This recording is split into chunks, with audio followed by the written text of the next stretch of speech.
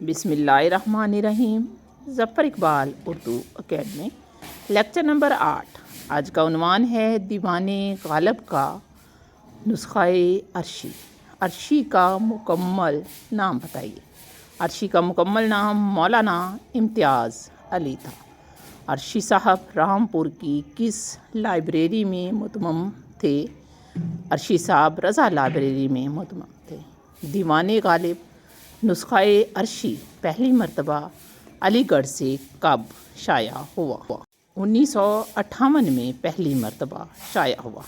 دیوان غالب نسخہ عرشی پہلی مرتبہ پاکستان میں مجلس ترقی ادب لاہور سے کب شائع ہوا؟ 1992 میں۔ مولانا عرشی نے کلام غالب کو کتنے حصوں میں تقسیم کیا؟ 4 حصوں میں کلام غالب کو عرشی صاحب نے تقسیم کیا۔ دیوان غالب کے پہلے حصے کا عنوان گنجینۂ معنی ہے۔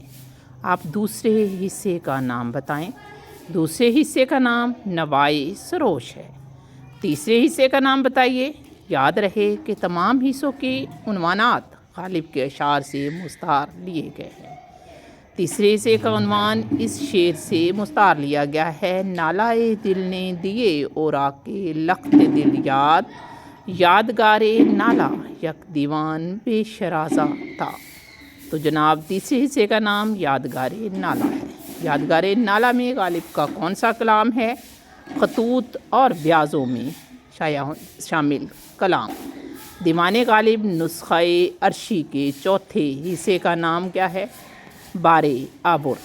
پہلا حصہ گنجینۂ معنی، دوسرا نوائے سروش، تیسرا یادگارِ غالب اور چوتھا بیاد آبرد۔ مولانا عرشی کا دور حیات بتائیے۔